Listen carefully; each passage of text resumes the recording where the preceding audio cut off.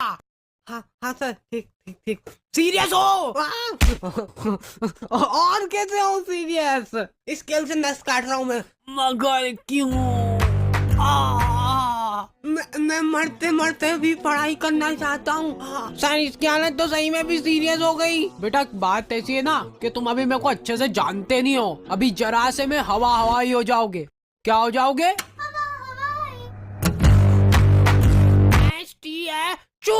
Statue. अगर आप जरा सा भी हिल गए ना तो देख लेना, फिर आपको एक बहुत ही मुश्किल टास्क करना पड़ जाएगा। देखा, जलवे बोलते जलवे। निकल निकल, सीधे क्लास के बाहर निकल जाना, इधर देखना भी मत। और ये बेचारे बच्चे घर पे जा रहे हैं ना, तो इनको घर पे भी अलग ही लेवल पे टॉर्चर किया जा रहा है। कुछ लोग यहाँ पे बस खा पी के पड़े रहते हैं, पटोले सरी के। बोर्ड एग्जाम आ रही है पर इनको कोई सीरियसनेस ही नहीं है। मतलब रोटी ले रहा बेटा? मैं पढ़ने जा रहा हूँ। और तुम्हारे पेरेंट्स तुमसे पूछे बिना ही तुम्हारा फ्यूचर डिसाइड हो रहा है। वाह वाह, मतलब वाह, चलते वो कोटा भेज देते हैं। किसको? मैं कहीं नहीं जा रहा हूँ। मैं बनूंगा वो, क्या बोलते हैं, वो घासलेटी का आग लगाऊंगा मैं। देखा टैलेंट।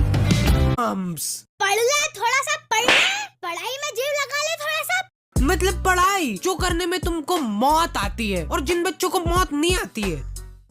कब तक करोगे एक्टिंग? ओके, तो जैसे हम लोग 9वीं से 10वीं में गए ना, हमारे ऊपर इतना दबाव डाला गया ना। हमारे स्कूल वालों के पास था बहुत बड़ा दिमाग, समले नहीं समला है इतना बड़ा दिमाग। इन्होंने पूरी क्लास में से कुछ 10 बच्चों का ग्रुप बनाया, जिस ग्रुप का नाम इन्होंने रखा टॉपर 10। मतलब एग्जाम होने से पहले टॉपर डिसाइड कर ली इन लोगों ने। ओए सुन लो रे, ओए इधर इधर, पढ़ना लिखना छोड़ दो, कुछ और काम ढूंढ लो तुम लोग। अब कुछ मतलब नहीं रहा पढ़ने में, क्योंकि टॉपर्स मिल चुके हमको। हाँ, ये एग्जाम कब थी? पैर पढ़ो इनके, पैर पढ़ो। और तो और हमने पोस्टर्स भी छपवा लिए। टाडा! सर, जब डिसाइड हो ही चुका है कि ये लोग टॉपर बनने वाले हैं, तो इनको एग्जाम देने की जरूरत है क्या? भेज दो इनको घर घर, और क्या। जाओ जाओ घर जाओ। बेटा तुम तो बड़े हो गए हो, लेकिन तुम्हारा अभी भी छोटा ही है दिमाग। क्या कर रहा है भाई? अरे मैं अपनी नॉलेज से प्रोबो में पैसे कमा रहा हूँ। पैसे? तू नहीं कमा पाएगा, उसके लिए नॉलेज चाहिए रहता है। वैसे भाई एक बात तो बता, कितने कमा लिए तूने? बता बता, अरे बता, शर्मा मत। प्रोबो भारत का। तो हम लोग प्यार से इन टॉपर 10 को बुलाते थे टोपा 10। और सारे टीचर लोग इन 10 बच्चों को खोपचे में ले जाके जिन्हें क्या गुप्त ज्ञान बांटते थे। देखो बेटा, बीड़ी कभी भी फूको ना तो हमेशा उसका पूरा स्वाद लो,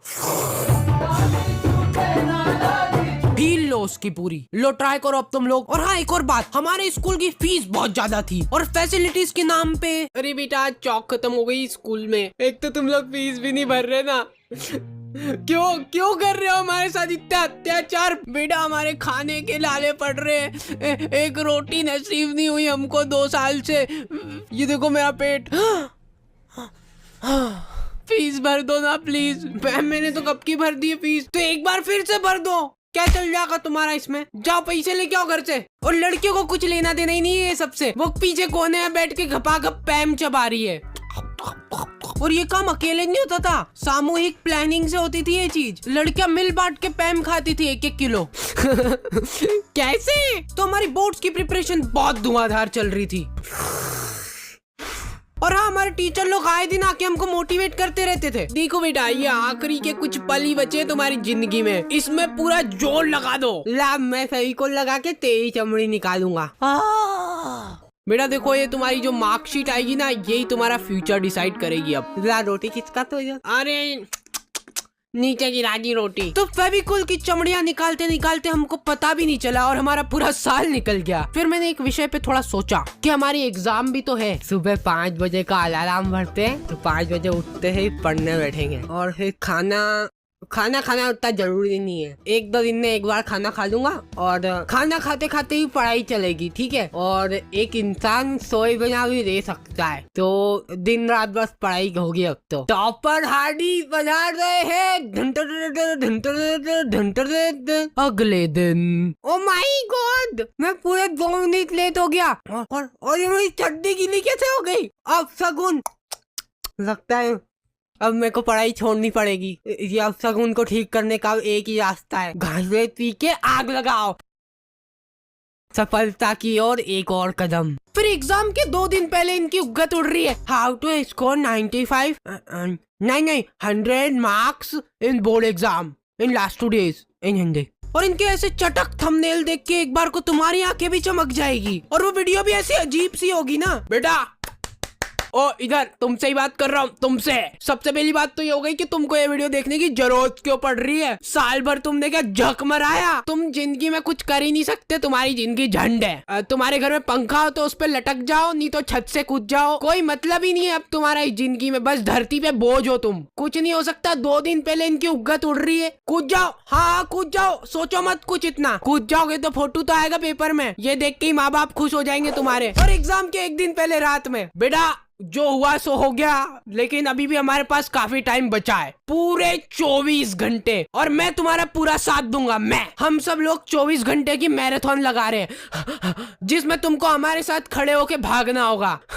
इससे क्या होगा ना कि तुम्हारी भागने की प्रैक्टिस अभी से ही हो जाएगी, क्योंकि रिजल्ट आने के बाद तुमको घर छोड़ के भागना ही है। तो हमारा कोई सा तो सेंटर आया था, वहाँ पे हम लोग एग्जाम देने गए थे, वो सेंटर नहीं था। जने कौन से जंगल के बीच में 4 पत्रे लगा दिए और बोल रहे सेंटर है ये। हम लोग एग्जाम दे रहे, उधर पीछे कुत्ते चिपक रहे, गाय आके बच्चों के पेपर में पोटा कर रही है, और मेरी टेबल भाई साहब बिल्कुल मेरी जिंदगी की तरह डगमगा रही थी वो टेबल। तो मैंने सोचा कि वाह मेरे को बहाना मिल जाएगा अब कम नंबर आएंगे तो, कि बेचारा बच्चा लिख ही नहीं पाया, टेबल खराब थी। और फिर रिजल्ट आते हैं ना, तो वो जो टॉपर 10 थे ना, उनको छोड़ के कोई अलग ही प्राणी टॉपर बन जाता है, जिसको आज तक तुमने कभी स्कूल में देखा ही नहीं होगा, वो तुम्हारी क्लास में ही था। फिर ये टॉपर को सम्मानित करने के लिए उसको हार वार पहनाते और फिर उसका फोटो खींच के पोस्टर छपा देते बड़े बड़े।